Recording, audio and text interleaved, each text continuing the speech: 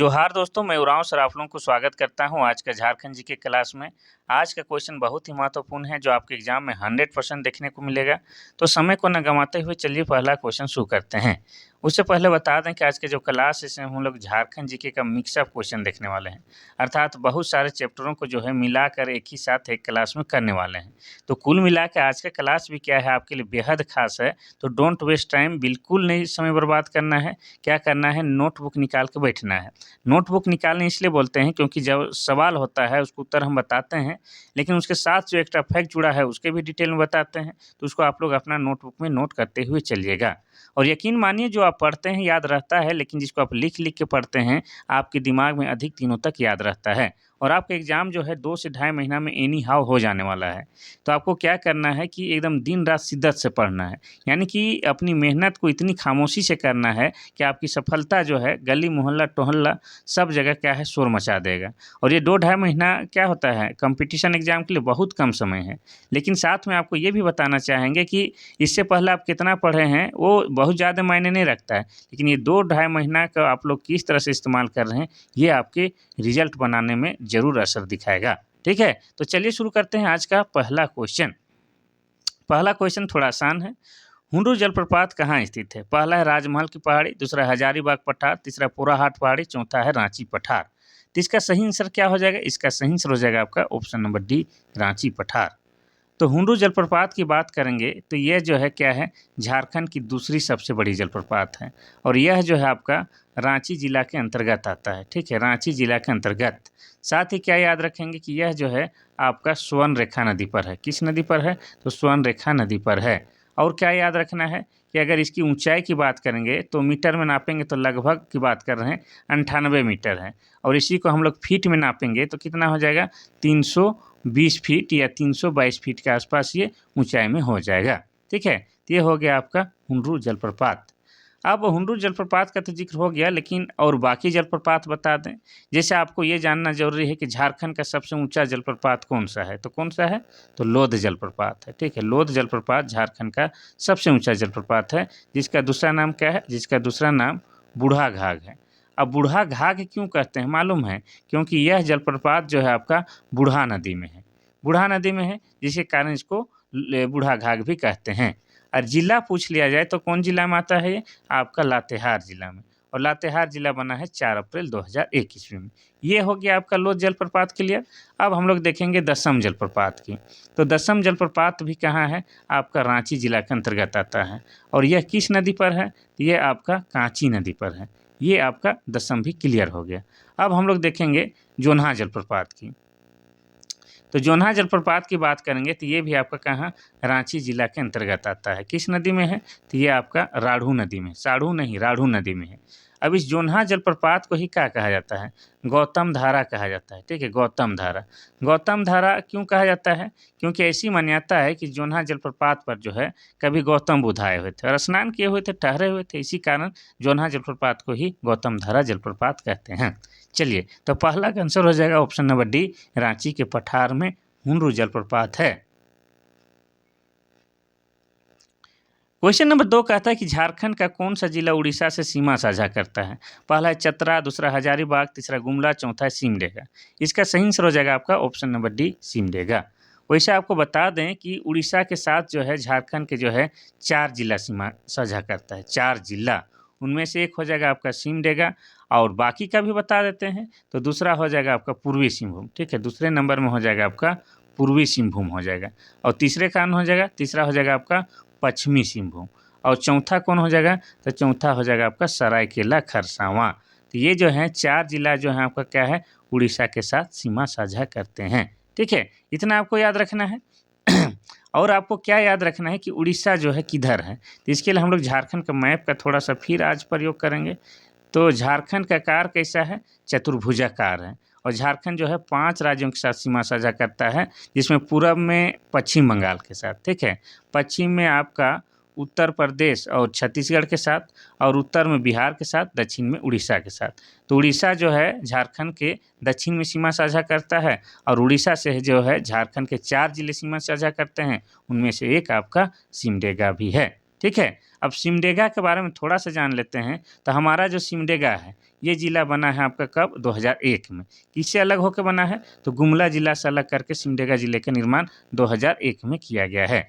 अब सिमडेगा में क्या क्या है जो आपको जानना है, तो सिमडेगा में आपका क्या है? राम रेखा धाम। क्या है? राम रेखा धाम आपका सिमडेगा में है। साथ ही आपको बता दें कि गांधी मेला आपका कहाँ लगता है, तो गांधी मेला भी आपका सिमडेगा में लगता है। ठीक है, ये क्लियर हो गया है।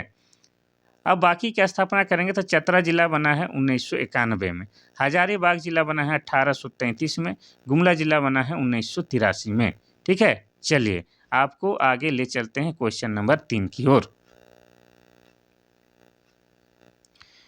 क्वेश्चन नंबर 3 कहता है कि जमशेदपुर शहर किस नदी के तट पर स्थित है? पहला है स्वर्ण रेखा कांची, दूसरा है स्वर्ण रेखा जुमार, तीसरा है दामोदर बराकर, चौथा है स्वर्ण रेखा खरकाई। तो इसका सही आंसर हो जाएगा आपका ऑप्शन नंबर डी, स्वर्ण रेखा और खरकाई। सबसे पहले क्लियर कर देते हैं कि खरकाई जो है स्वर्ण रेखा का सहायक नदी है, ये हम लोग क्लियर कर लेते हैं। अब हम लोग जमशेदपुर शहर के बारे में बात करेंगे, फिर हम लोग स्वर्ण रेखा नदी के बारे में बात करेंगे। तो जमशेदपुर जो है एक शहर है और यह आपका पूर्वी सिंहभूम जिला के अंतर्गत आता है और पूर्वी सिंहभूम जिला बना है 1990 ईस्वी में। और जमशेदपुर की बात किया जाए तो इसका पुराना नाम क्या है? इसका पुराना नाम साकची है, इतना आपको याद रखना है। साथ ही जमशेदपुर को क्या कहा जाता है? जमशेदपुर को औद्योगिक राजधानी कहा जाता है, साथ ही झारखंड का जो है खेल राजधानी भी कहा जाता है। ये क्लियर हो गया। अब जमशेदपुर शहर में ही आपका क्या हुआ है? तो 1907 ईस्वी में जो है आपका 1907 लिखें, ठीक है। इसमें आपका क्या है? टिस्को कंपनी का स्थापना की गई। किसके द्वारा? तो जमशेदजी नसरवानजी टाटा के द्वारा, जिसके कारण जो है आज इस शहर को जमशेदपुर शहर कहा जाता है या टाटा नगर कहा जाता है। तो जमशेदपुर के बारे में इतना आपको जानना है। अब स्वर्ण रेखा नदी की बात करेंगे। तो स्वर्ण रेखा नदी जो है, ये जो है इसका उद्गम स्थल कहाँ है? रांची का नगड़ी गांव है, ठीक है। रांची के नगड़ी गांव से स्वर्ण रेखा नदी का उद्गम स्थल होता है। जहाँ से निकलता है उस जगह को क्या बोलते हैं हम लोग? रानी चुआ बोलते हैं। चुआ मतलब आप सभी जानते हैं कि कुआं का छोटा रूप चुआ होता है। साथ ही क्या जानना है कि स्वर्ण रेखा नदी जो है इसी पर आपका क्या है? हुंडरू जलप्रपात बना हुआ है। क्या है? हुंडरू जलप्रपात बना हुआ है। साथ ही बता दें स्वर्ण रेखा नदी के किनारे आपका जमशेदपुर शहर तो है ही, इसके अलावा चांडिल डैम, चांडिल डैम भी आपका कहाँ है? तो स्वर्ण रेखा नदी पर है, ठीक है। इसके अलावा आपका पालना डैम कहाँ है? तो ये भी आपका स्वर्ण रेखा नदी पर है। तो स्वर्ण रेखा नदी के बारे में इतना जानना है। और एक बात जो है जानना है कि स्वर्ण रेखा नदी झारखंड का एकमात्र ऐसा नदी जो है जो स्वतंत्र रूप से जाके क्या है? बंगाल के खाड़ी में गिरता है। कहाँ? बंगाल के खाड़ी में गिरने वाला झारखंड की एकमात्र नदी स्वर्ण रेखा नदी है, ठीक है। इतना लिंक करके याद करिए। क्वेश्चन नंबर 4 कहता है कि शीतकाल में झारखंड के किस भाग में तापमान सबसे कम होता है? पहला नेत्रहाट, दूसरा है संथाल परगना, तीसरा राजमहल पहाड़ी, चौथा है जमशेदपुर। इसका सही आंसर हो जाएगा आपका ऑप्शन नंबर ए, नेत्रहाट। यानी आप कह सकते हैं कि नेत्रहाट में जो है पूरे झारखंड में से सबसे अधिक ठंड लगता है। अब नेत्रहाट की बात करेंगे तो नेत्रहाट जो है आपका कहाँ है? नेत्रहाट आपका लातेहार जिला के अंतर्गत आता है और लातेहार जिला बना है 4 अप्रैल 2001 में। ये क्लियर हो गया। अब नेत्रहाट के बारे में क्या जानते हैं? तो नेत्रहाट जो है इसे कहा जाता है पहाड़ों की मल्लिका। क्या कहा जाता है? पहाड़ों की मल्लिका। साथ ही क्या कहा जाता है? तो पहाड़ों की रानी कहा जाता है। और साथ ही आपको बता दें कि नेत्रहाट में जो है सबसे अधिक, झारखंड में सबसे अधिक वर्षा आपका नेत्रहाट में होता है। ठंड तो लगता ही क्या है, वर्षा भी सबसे अधिक होता है। और नेत्रहाट में ही आपका क्या है? मंगोलिया पॉइंट है। क्या है? मंगोलिया पॉइंट है। ये भी क्वेश्चन पूछ चुका है। साथ ही बता दें कि नेत्रहाट एक पर्यटक स्थल है, तो यहाँ पर लोग क्या देखने जाते हैं? सनराइज, सनसेट अर्थात सूर्योदय और सूर्यास्त भी देखने जाते हैं। साथ ही नेत्रहाट में आपका क्या है? घाघरी जलप्रपात है। कौन सा? तो घाघरी जलप्रपात है। किस नदी पर है? तो घाघरी नदी पर ही बना घाघरी जलप्रपात आपका नेत्रहाट में है, ठीक है। चलिए आगे बढ़ते हैं हम लोग क्वेश्चन नंबर 5 की ओर। क्वेश्चन नंबर 5 कहता है कि झारखंड के किस जिले में सबसे अधिक ग्रेफाइट रिजर्व पाया जाता है? पहला है गुमला, दूसरा है सिंहभूम, तीसरा है पलामू, चौथा है धनबाद। इसका सही आंसर हो जाएगा आपका क्या? ऑप्शन नंबर सी, पलामू जिला में। पलामू जिला में सबसे अधिक ग्रेफाइट रिजर्व पाया जाता है। और पलामू में जो है आपका क्या है? सबसे अधिक मक्का का उत्पादन किया जाता है। साथ ही पलामू में जो है सबसे अधिक दलहन का उत्पादन किया जाता है। साथ ही पलामू में ही सबसे अधिक क्या है? आपका तिलहन का उत्पादन किया जाता है। ये सब जो है सब कुछ उत्पादन करने में पलामू आपका आगे है। इतना आपको पलामू के बारे में याद रखना है। चलिए आगे बढ़ते हैं हम लोग क्वेश्चन नंबर 6 के बारे में। क्वेश्चन नंबर 6 कहता है कि भारत में लोहे के भंडार के संबंध में झारखंड का कौन सा स्थान है? पहला, दूसरा, तीसरा, चौथा। इसका सही आंसर हो जाएगा आपका ऑप्शन नंबर ए, पहले स्थान में। उद्योग, खान और भू विज्ञान विभाग के अनुसार भारत में लोहे के भंडार के संबंध में झारखंड पहले स्थान पर है, इसमें कोई दिक्कत नहीं है। जिसमें आपको बता दें कि झारखंड का जो एक पश्चिमी सिंहभूम जिला है, क्या है? पश्चिमी सिंहभूम जिला है, इसमें जो है एक चिड़िया नामक स्थान है। क्या है? चिड़िया नामक स्थान है, जहाँ पर लो अयस्क पाया जाता है। लो अयस्क के लिए फेमस है, ये भी आपको याद रखना है। चलिए आगे बढ़ते हैं हम लोग क्वेश्चन नंबर 7 की ओर। क्वेश्चन नंबर 7 कहता है कि झारखंड का कौन सा जिला पत्थर और बीड़ी उत्पादन उद्योग के लिए प्रसिद्ध है? पहला है लोहरदगा, दूसरा है रांची, तीसरा है पाकुड़, चौथा है कोडरमा। तो इसका सही आंसर हो जाएगा आपका ऑप्शन नंबर सी, पाकुड़। तो पाकुड़ जो है आपका क्या है? पत्थर और बीड़ी के उत्पादन के लिए प्रसिद्ध है, ये क्लियर है। लेकिन पाकुड़ जो है, इसमें लिख देते हैं, साक्षरता दर के मामले में सबसे डी है। तो 2011 के जनगणना के अनुसार पाकुड़ की साक्षरता दर सबसे कम है। चाहे पुरुष साक्षरता दर की बात करेंगे, चाहे महिला साक्षरता दर की बात करेंगे, दोनों ही मामलों में पाकुड़ सबसे पीछे है। ठीक है, लेकिन ये पत्थर और बीड़ी के नाम में काफ़ी नाम कमाया है, यानी कि प्रसिद्ध है। अगर आप साक्षरता दर की बात आ ही गया तो आपको बता दें कि 2011 के जनगणना के अनुसार झारखंड का साक्षरता दर कितना है? आपका 66.4 है, जिसमें सबसे अधिक साक्षरता दर वाला जिला आपका रांची है। चाहे पुरुष साक्षरता दर की बात की जाए, चाहे महिला साक्षरता दर की बात की जाए, दोनों ही मामलों में सबसे आगे रांची है और सबसे पीछे आपका पाकुड़ है। दिक्कत? कोई दिक्कत नहीं। चलिए आगे बढ़ते हैं हम लोग क्वेश्चन नंबर 8 की ओर।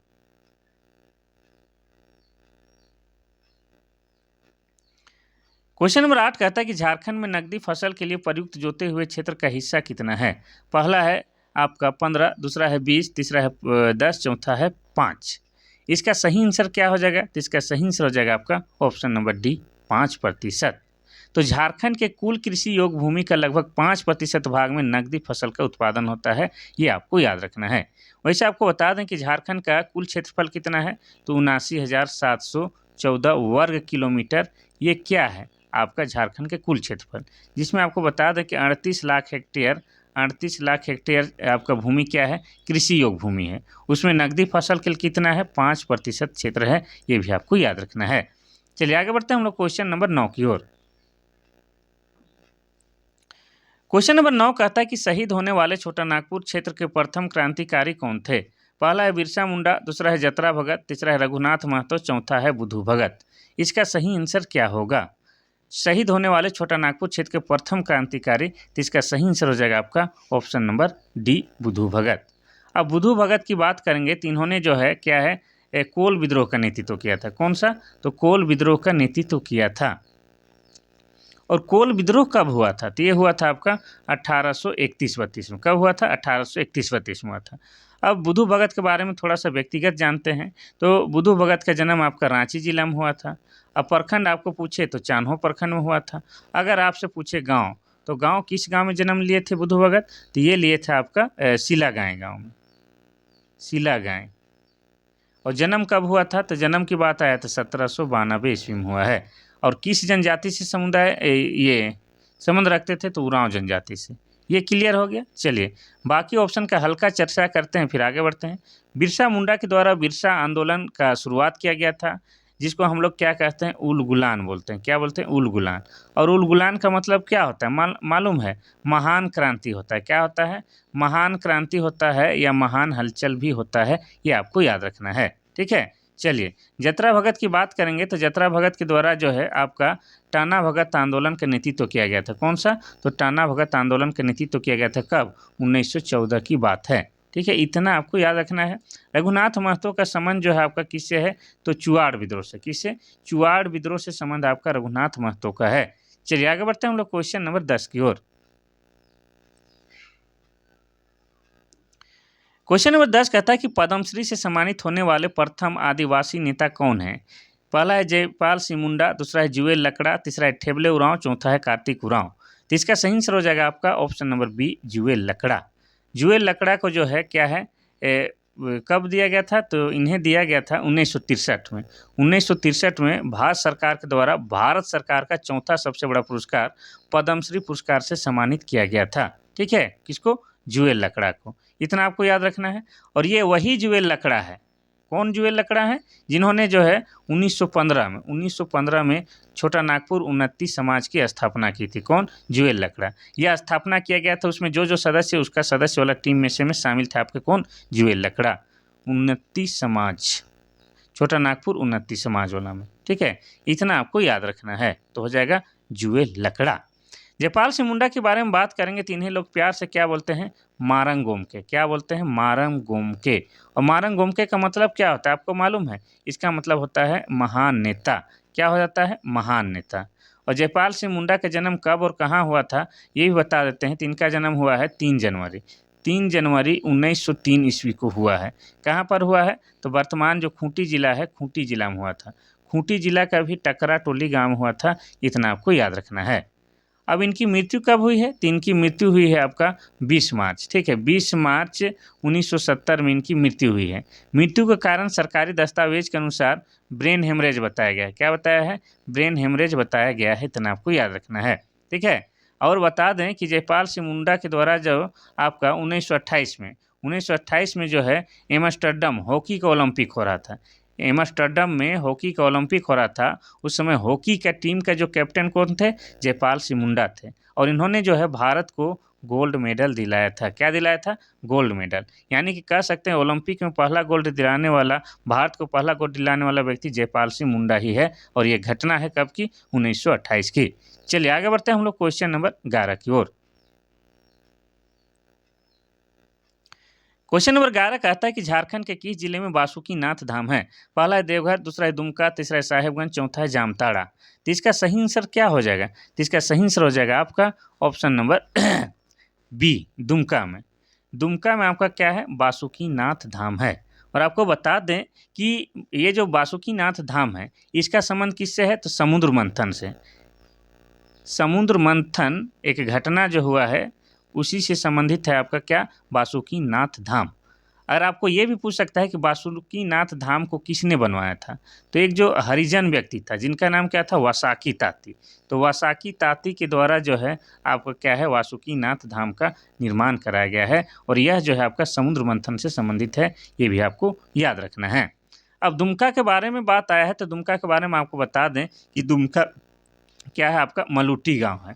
और मलूटी गांव को ही क्या कहा जाता है? आपको मंदिरों का गांव कहा जाता है, ठीक है, क्योंकि यहाँ पर बहुत ज़्यादा मंदिर है। साथ ही आपको बता दें कि दुमका में आपका क्या है? तो दुमका में आपका हिजला मेला लगता है। क्या मेला लगता है? हिजला मेला लगता है। किस नदी के किनारे लगता है? मोर नदी के किनारे लगता है। और मोर नदी का ही दूसरा नाम क्या है? मयूराक्षी नदी। और मयूराक्षी नदी का उद्गम स्थल क्या है? तो आप जानते ही हैं क्या है? त्रिकुट की पहाड़ी। क्या है? त्रिकुट की पहाड़ी है। इसके अलावा आपको दुमका के बारे में क्या याद रखना है? तो दुमका में आपका जो है क्या है? मसानजोट डैम है। क्या है? मसानजोट डैम आपका दुमका में है। और इस मसानजोट डैम को ही क्या कहा जाता है? कनाडा बांध कहा जाता है। कनाडा बांध इसलिए कहा जाता है क्योंकि यह कनाडा देश के सहायता से बनाया गया है। और ये मसानजोट डैम भी आपको बता दें तो मोर नदी पर है, यानी कि मयूराक्षी नदी पर बना हुआ है। तो इतना कम से कम जो है आपको दुमका के बारे में याद रखना होगा। देवघर की बात करेंगे, बाबा नगरी, तो यह 1983 में जिला बना है। साहेबगंज जो है ये भी 1983 में जिला बना है। जामताड़ा जो है सांपों का शहर, ये 2001 में जिला बना है। चलिए आगे बढ़ते हैं हम लोग क्वेश्चन नंबर 12 की ओर।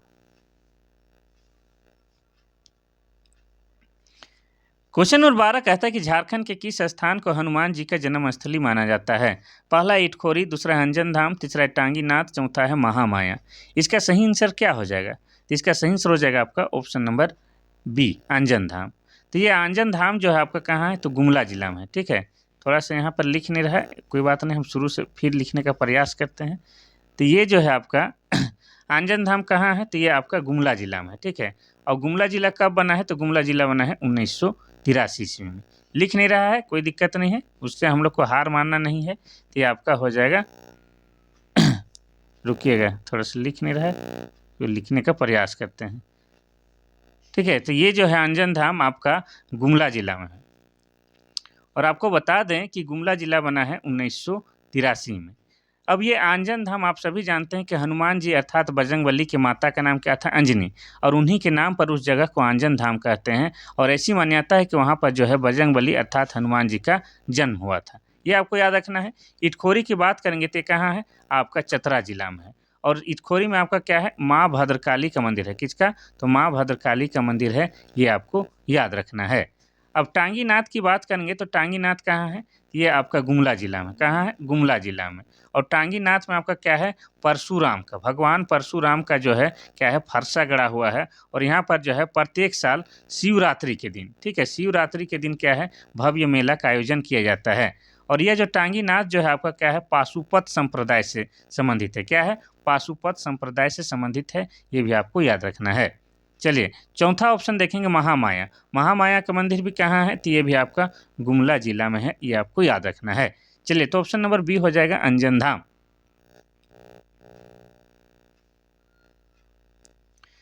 क्वेश्चन नंबर 13 कहता है कि भारत छोड़ो आंदोलन के दौरान संथाल परगना क्षेत्र में अंग्रेजों के लिए सबसे बड़ा सिरदर्द कौन बन गया था? पहला है के गोपालन, दूसरा है प्रफुल्ल चंद्र पटनायक, तीसरा है मोतीलाल केजरीवाल, चौथा है विनोद चंद्र झा। तो इसका सही आंसर हो जाएगा आपका ऑप्शन नंबर बी, प्रफुल्ल चंद्र पटनायक। तो भारत छोड़ो आंदोलन के दौरान जो है संथाल परगना क्षेत्र में अंग्रेजी हुकूमत के लिए सबसे बड़ा सिरदर्द प्रफुल्ल चंद्र पटनायक थे। और प्रफुल्ल चंद्र पटनायक पहाड़िया लोगों के बीच आंदोलन का निर्देशन कर रहे थे और इनके आंदोलन का मुख्यालय डांगपारा था, इतना आपको याद रखना है। अब थोड़ा सा बात करेंगे हम लोग भारत छोड़ो आंदोलन की। तो भारत छोड़ो आंदोलन कब शुरू हुआ था? 1942 ईस्वी में। किसने शुरू की थी? तो गांधी जी के द्वारा इस आंदोलन की शुरुआत की गई थी।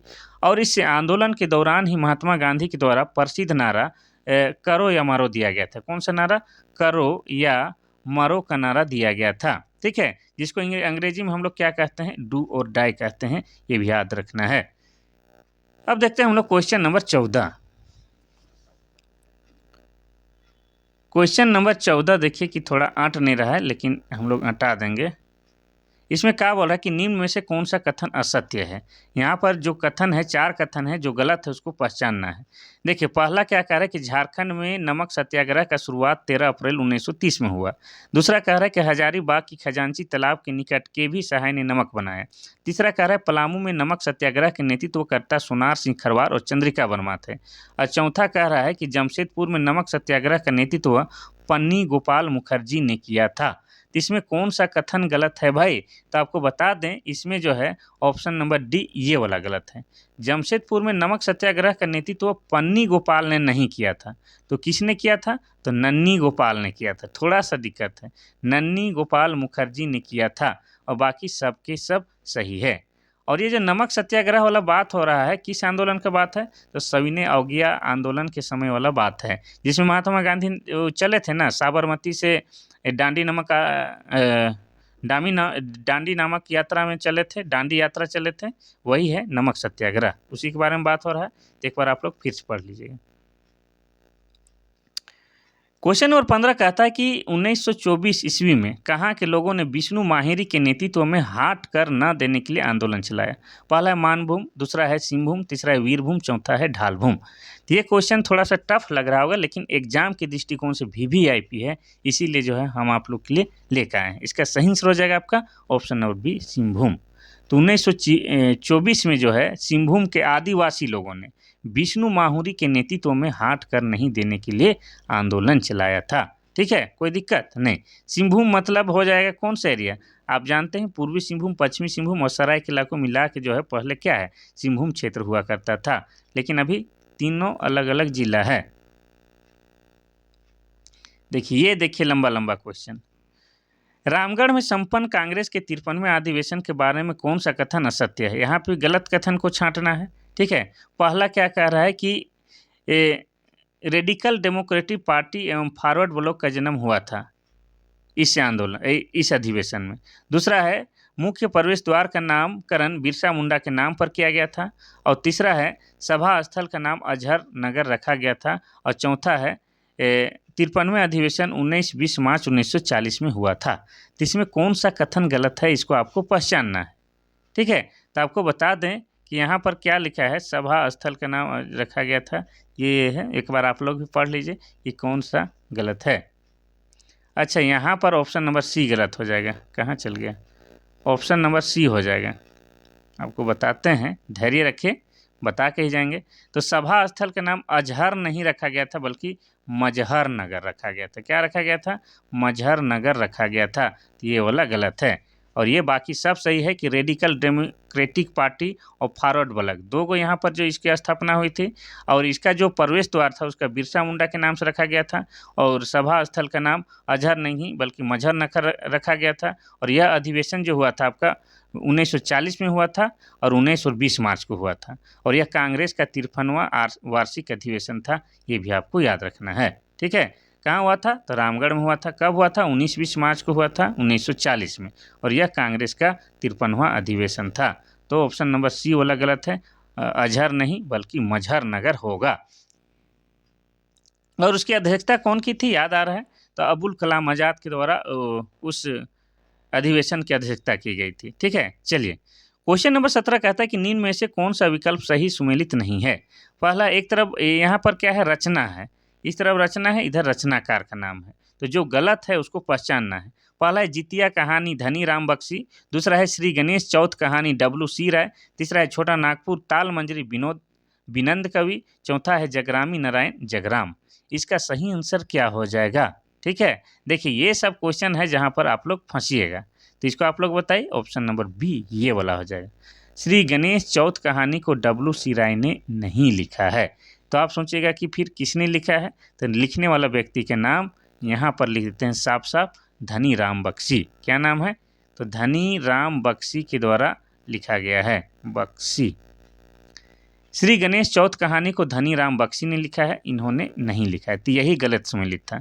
बाकी सब के सब सही है। जितिया कहानी को भी धनी राम बख्शी ने लिखा है, श्री गणेश चौथ कहानी को भी धनी राम बख्शी ने लिखा है, छोटा नागपुर ताल मंजरी को विनंद कवि लिखे हैं, और जगरामी नारायण को जगराम लिखे हैं। ठीक है, तो ऑप्शन नंबर बी गलत सुमेलित था, जिसको हम लोगों ने पहचान लिया है।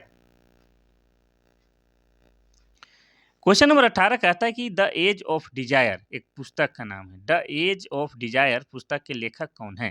पहला है किक्की सिंह, दूसरा है जसिंता केरकेट्टा, तीसरा है कृतिका पांडे, चौथा तुहिन ए सिन्हा। इसका सही आंसर क्या होगा? ठीक है, तो ये है आपका शानदार क्वेश्चन। इस तरह के क्वेश्चन में ही थोड़ा सा आपका पसीना छूटता है, और बाकी इजी वाला तो यूं ही सोल्व कर लेते हैं आप। तो इसका हो जाएगा ऑप्शन नंबर डी, तुहिन ए सिन्हा के द्वारा लिखा गया किताब द एज ऑफ डिजायर है। ठीक है, तुहिन सिन्हा जो है झारखंड के महान राइटर हैं, इनके बारे में बार बार पूछता है। इनके बहुत सारे किताब हैं, जैसे आपको बता दें the legend of Birsa Munda, when the chief fell in love, of love and political, age of power, इस तरह से बहुत सारा इनका किताब है, अंग्रेजी में है। ठीक है, अंग्रेजी वाला लेखक हैं ये। क्वेश्चन नंबर 19 कहता है कि झारखंड की चंचला कुमारी का संबंध किस खेल से है? पहला है हॉकी, दूसरा है कुश्ती, तीसरा है बॉक्सिंग, चौथा है तीरंदाजी। तो इसका सही आंसर हो जाएगा आपका ऑप्शन नंबर बी, कुश्ती।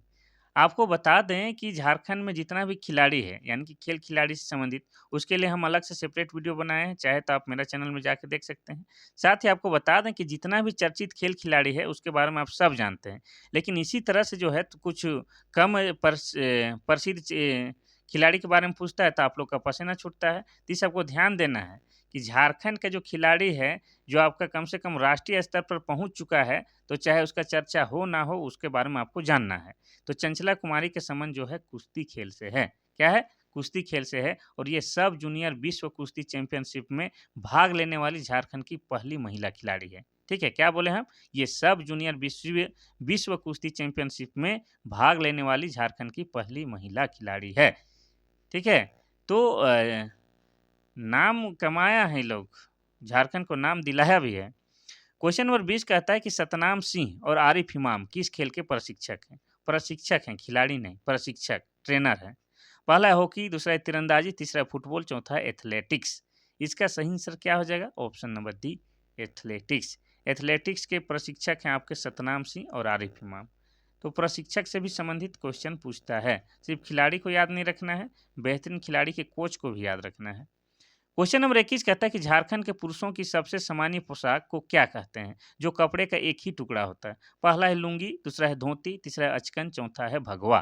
तो इसको क्या कहते हैं? इसका कहते हैं ऑप्शन नंबर डी, भगवा। भगवा, जिसको आप लोग लंगोट समझ सकते हैं, लंगोट की तरह होता है, जो कपड़ा का सिर्फ एक ही टुकड़ा का बनाया जाता है। ठीक है, तो ये जो है झारखंड के पुरुषों की सबसे सामान्य पोशाक, इससे सामान्य कुछ नहीं हो सकता है। ठीक है, सबसे छोटा सा होता है लंगोट या भगवा, आप कह सकते हैं। देखिए, ये भी आपको क्वेश्चन जानना है। क्वेश्चन नंबर 22 कहता है कि पारंपरिक नृत्य में से झारखंड का नृत्य कौन सा है? पहला है सत्रिया, दूसरा है घूमर, तीसरा है पुलिकली, चौथा है पाइका। तो इसका सही आंसर हो जाएगा आपका क्या? Option number D, Paika. Paika क्या है? झारखंड का एक लोक नृत्य है और यह क्या है? एक पुरुष प्रधान नृत्य है। क्या है? पुरुष प्रधान नृत्य है। और यह क्या है? एक ओजपूर्ण नृत्य है। क्या है? ओजपूर्ण नृत्य है। इसी को क्या कहा जाता है? तो मार्शल नृत्य कहा जाता है। और मार्शल नृत्य क्यों कहा जाता है? क्योंकि नर्तक जो होता है सैनिक वेश धारण करके नृत्य करता है। ठीक है, तो ये पाइका नृत्य है, इसके बारे में आपको जानना है। पुरुष प्रधान है, ओज नृत्य है और इसको मार्शल नृत्य भी बोलते हैं क्योंकि जो नर्तक होता है क्या है आपका सैनिक वेश धारण करके नृत्य करते हैं। ठीक है, चलिए आगे बढ़ते हैं हम लोग क्वेश्चन नंबर 23 की ओर। क्वेश्चन नंबर 23 कहता है कि मुंडाओं की पुरखा कहानी एक मौखिक परंपरा का हिस्सा है। इस परंपरा को क्या कहते हैं? पहला है नाग वंशावली, दूसरा है सहिया गीत, तीसरा है सोसो बोंगा, चौथा है होड़ संवाद। तो इसका सही आंसर हो जाएगा आपका क्या? ऑप्शन नंबर सी, सोसो बोंगा कहा जाता है। ठीक है, मुंडाओं की प्रसिद्ध लोक कथा सोसो बोंगा है जो कि एक बैलेट के रूप में गढ़ी गई है। इतना आपको याद रखना है। अब मुंडाओं की बात आया तो मुंडा जनजाति जो है झारखंड की तीसरी बड़ी जनजाति है। क्या है? जनसंख्या की दृष्टि से तीसरी बड़ी जनजाति है। इनके द्वारा जो है आपका क्या है? मुंडारी भाषा बोली जाती है और मुंडारी भाषा जो है आपका क्या है? आस्ट्रो एशियाटिक भाषा परिवार के अंतर्गत आता है। और इनका प्रमुख देवता क्या है? तो इनका प्रमुख देवता का नाम सिंह बोंगा है। क्या नाम है? सिंह बोंगा है। और सिंह बोंगा जो है किसका प्रतीक है? तो भगवान सूर्य का प्रतीक है। ये भी आपको याद रखना है। ठीक है, तो इनका जो पुरखा वाला जो मौखिक परंपरा वाला कहानी है ये क्या है? आपका सोसो बोंगा है।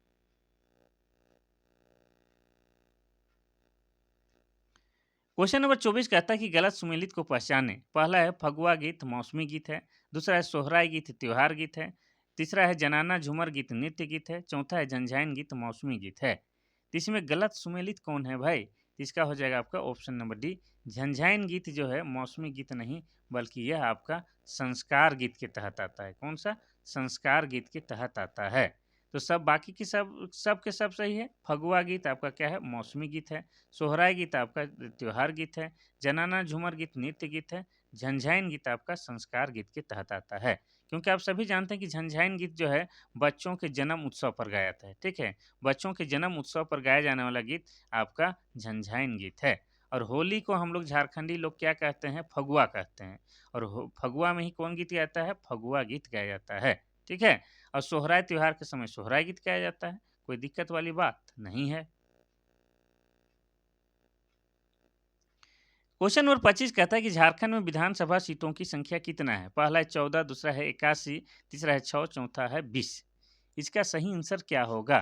तो ये जो क्वेश्चन है आपका जो है झारखंड के पॉलिटी से है और इसके बारे में थोड़ा सा हम विस्तार में बताएंगे। आप लोग क्या कीजिए कि धैर्य से सुनिएगा। तो झारखंड विधानसभा में जो है वर्तमान में 81 सीट है। कितना है? 81 है।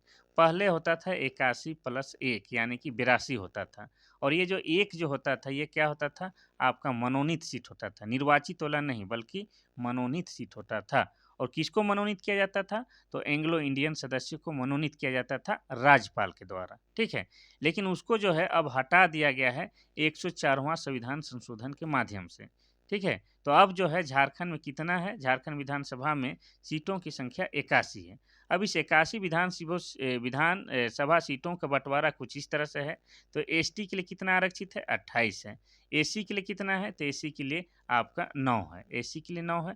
और बाकी बच गया कितना? बाकी बच गया आपका 44 जो कि सामान्य वर्ग यानी कि जनरल कैटेगरी में आता है। तो इस तरह से जो है 81 विधानसभा सीटों का बंटवारा किया गया है।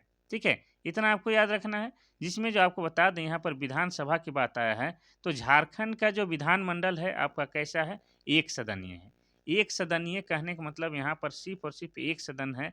कौन है? तो आपका विधानसभा है, विधान परिषद नहीं है। ठीक ठीक और ठीक क्या है? मतलब सिर्फ और सिर्फ क्या है? विधानसभा है।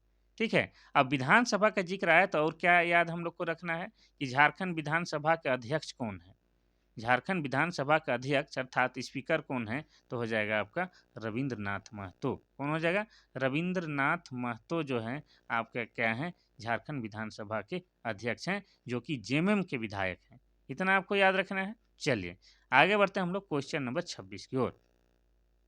अच्छा, ये क्वेश्चन आ ही गया, कोई दिक्कत नहीं, और गर्दाफाड़ बताते हैं।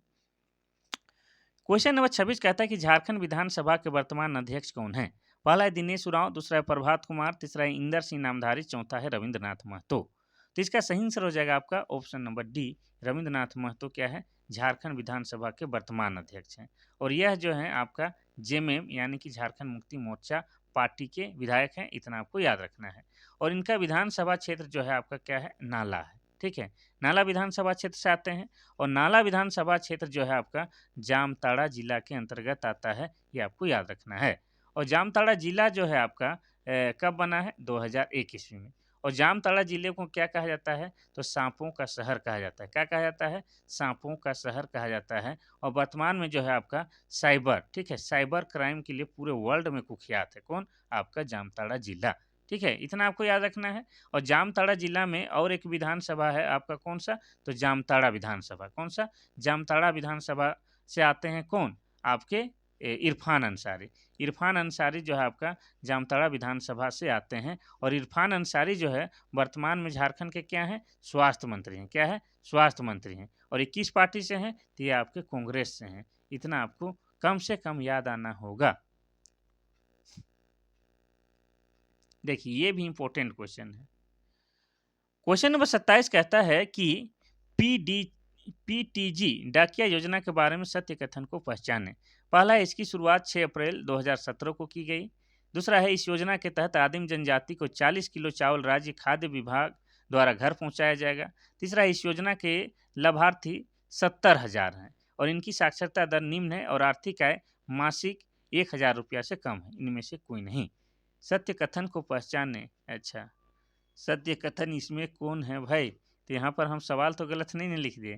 तो आपको बता दें कि ये जो है सभी के सभी सत्य है, सभी के सभी सत्य इसमें हो जाएगा।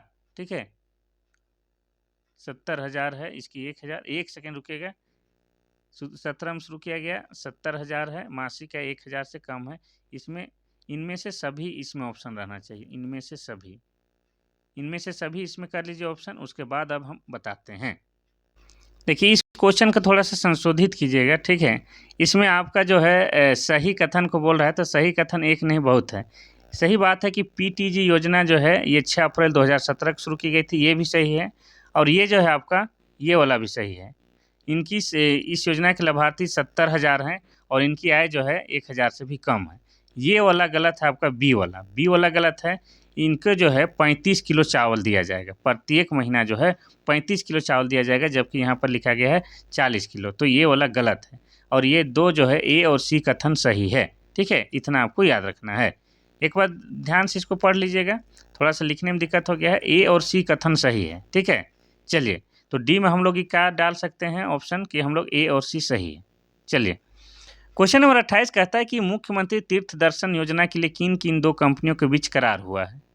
पहला एनटीपीसी और टीआरसीटीसी, दूसरा है आईआरसीटीसी और जेटीडीसीएल, और तीसरा है टीआरसीटीसी और एनटीपीसी, चौथा इनमें से कोई नहीं। तो इसका सही आंसर क्या हो जाएगा, तो इसका सही आंसर हो जाएगा आपका ऑप्शन नंबर बी, आईआरसीटीसी और जेटीडीसीएल के बीच क्या हुआ है, समझौता हुआ है मुख्यमंत्री तीर्थ दर्शन योजना के लिए। ठीक है, कोई दिक्कत नहीं। अब इसका जो है फुल फॉर्म अभी हम नहीं बताएंगे, आप लोग इसको देख लीजिएगा, लेकिन इन दो कंपनियों के बीच करार हुआ है मुख्यमंत्री तीर्थ दर्शन योजना के लिए, बस इतना आपको याद रखना है। सेकेंड लास्ट क्वेश्चन में हम लोग पहुंच गए हैं। कुछ क्वेश्चन काफ़ी टफ थे, लेकिन कोई बात नहीं, आपके एग्जाम के दृष्टिकोण से जो उचित रहता है उसी को हम लेकर आते हैं। क्वेश्चन नंबर 29 कहता है कि उरांव जनजाति के गांव का प्रधान कौन होता है। पहला है पाहन, दूसरा है मांझी, तीसरा महतो, चौथा है बैगा। तो इसका सही आंसर हो जाएगा आपका ऑप्शन नंबर सी, महतो होता है। क्या होता है, महतो होता है। ठीक है, यानी कि पाहन और महतो उरांव गाँव के दो प्रमुख अधिकारी होते हैं। ठीक है, इसमें यहाँ पर जो पूछा है कि गाँव का प्रधान अगर पूछा जाए तो महतो को ही सही मानिएगा। ठीक है, तो हो जाएगा आपका ऑप्शन नंबर सी, महतो हो जाएगा। अब उरांव जनजाति के बीच जिक्र आया है, तो इसके बारे में थोड़ा सा आपको बता दें। तो उरांव जनजाति का जो धार्मिक प्रधान होता है उसको हम लोग क्या बोलते हैं, पाहन। पाहन या बैगा बोलते हैं। क्या बोलते हैं? पाहन या बैगा बोलते हैं। और उरांव जनजाति की बात करें तो जनसंख्या की दृष्टि से झारखंड की दूसरी बड़ी जनजाति है। सबसे बड़ी कौन है? तो संथाल, उसके बाद दूसरे स्थान पर आपका उरांव जनजाति है। ठीक है। और उरांव जनजाति के द्वारा जो है आपका कुड़ुक भाषा बोली जाती है, कुड़ुक भाषा। इसीलिए जो है ये लोग स्वयं को जो है कुड़ुक कहलाना पसंद करते हैं। और कुड़ुक भाषा जो है आपका तोलोंग सिकी लिपि से लिखा जाता है। कौन सा? तोलोंग सिकी लिपि से आपका कुड़ुक भाषा लिखा जाता है। और आपको बता दें कि कुड़ुक भाषा जो है आपका द्रविड़ भाषा परिवार के अंतर्गत आता है, ये भी आपको याद रखना है। इसके अलावा उरांव जनजाति के बारे में आपको बता दें तो इनका जो है सर्व प्रमुख देवता का नाम क्या है? धर्मेश। और धर्मेश जो है भगवान सूर्य का प्रतीक है। किसका? भगवान सूर्य का प्रतीक आपका धर्मेश है। और उरांव जनजाति का सबसे बड़ा त्यौहार कौन सा है? तो सरहुल है। क्या है? सरहुल। लेकिन सरहुल को ये लोग सरहुल नहीं बल्कि क्या बोलते हैं? खद्दी बोलते हैं। ये भी आपको याद रखना है। ठीक है। अब उरांव जनजाति के बारे में और आपको क्या बता दें कि उरांव जनजाति में जो युवागिरी होता है उसको क्या बोलते हैं? उसको धूमकुड़िया बोलते हैं। क्या बोलते हैं? उसको धूमकुड़िया बोलते हैं। ठीक है। ये सब आपको याद रखना है उरांव जनजाति के बारे में। यहाँ पर गांव का प्रधान पूछा है तो ऑप्शन नंबर सी महतो होगा। वैसे पहान और महतो दोनों ही प्रधान होते हैं, लेकिन यहाँ पर सिर्फ और सिर्फ गाँव का प्रधान बोला है तो महतो हो जाएगा। धार्मिक प्रधान में हो जाएगा आपका पहान या बैगा।